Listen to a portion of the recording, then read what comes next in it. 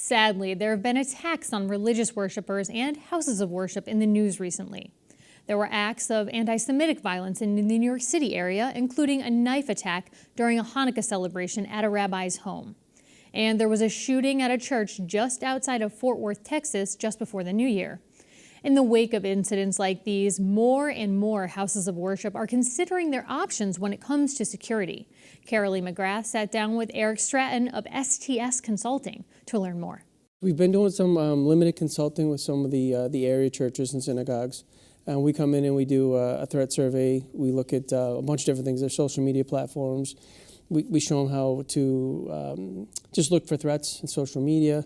Then we do an outside survey. Then we do an internal survey.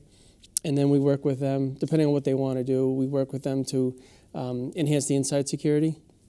We look at if a shooting did occur, how would they, what's the best method to save the most lives inside if something happens and the shooter's taken down or he leaves?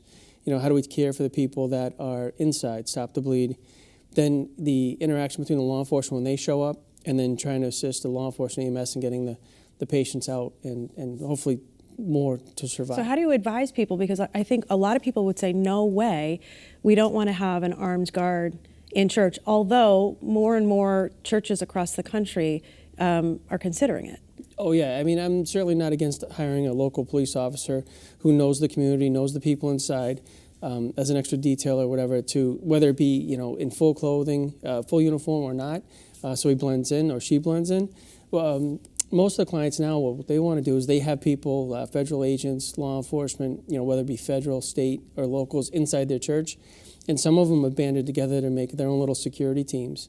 And these security teams are now providing multiple layers of security inside some of these synagogues and churches in Western Mass. What's the law in Massachusetts on carrying inside a church building? As long as it's not a federal building or a state building or a school, you can carry. Okay, but obviously those people, maybe it's a state trooper or an FBI agent or whoever, they're not going to be at every single service. No. So you have to have that other layer of security.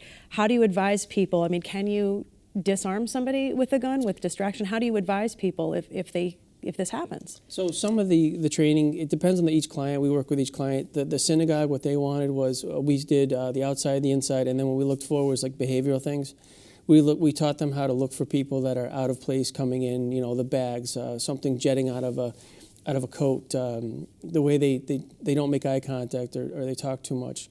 So we went over the behavioral aspect of what to look for before they came in. And then what we did is once they came in, if the shooter were to get up and do anything, then we went over this whole piece on if you had to make contact with the shooter, how to try to disarm him or get them to the ground, take away the planes on which they can operate. So if he's standing, he can move in any direction. If you take his feet out or smash him into a wall and he goes down to the ground, he has less planes to work on, so now you have the advantage of getting on top of him and moving around.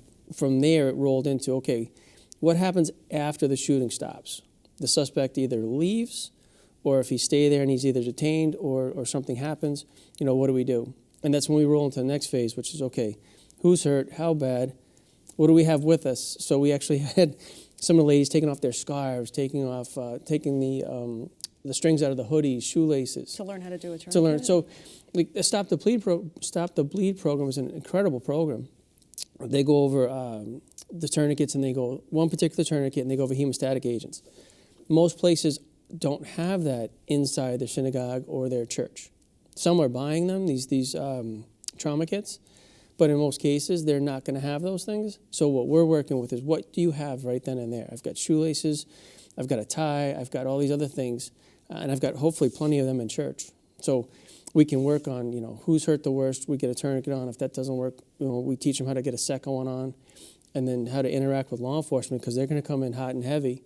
And then behind them, once it's it's in a warm zone, either specially trained EMS providers will come in, or the rest of the fire and EMS will come in. So we go from trying to find this person before they come into the building to what happens inside the building once the shooting stops. And we've got all these, we try to go with all these different phases. So, and then we put it together with a couple exercises depending on the client. Okay, let me ask you about the Texas shooting. Mm-hmm. Obviously, there's a lot of controversy about gun control, but that was over in 6 seconds. Correct. So the first two people were shot. When one of them was a volunteer security guard who was reaching, or appeared to be reaching for his gun, and the person who actually ended it was another volunteer security guard. Correct. Who shot the man. Terrible shot. I mean, do you recommend that maybe churches consider such types of, volunteer security guards?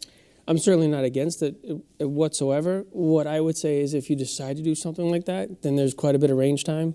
There's a lot of things to think about. Like in that particular shooting, had the officer missed, and if you look, there's windows. I mean, that could have gone out into the parking lot.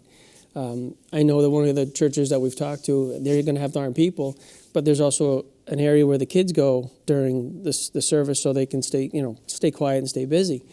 Would you want to take a shot going into that area, or would you try to redirect it so that the suspect was engaged at a different angle? So you're talking about a lot of training. So you don't want just everybody bringing a gun into church? No, because if you watch the rest of the video, some guys are up like this. I call it the Charlie's Angels. Some guys, it's called lasering. Their gun is coming behind innocent people. So I'd hope that they would either have done a paintball thing or a munitions or some type of airsoft prior to this, so that they knew everybody's roles and making sure that, accidentally didn't shoot each other. Now, and this was over. What happens to the 4, 5, 6, 7 cruisers that are coming in from the local, state, the county?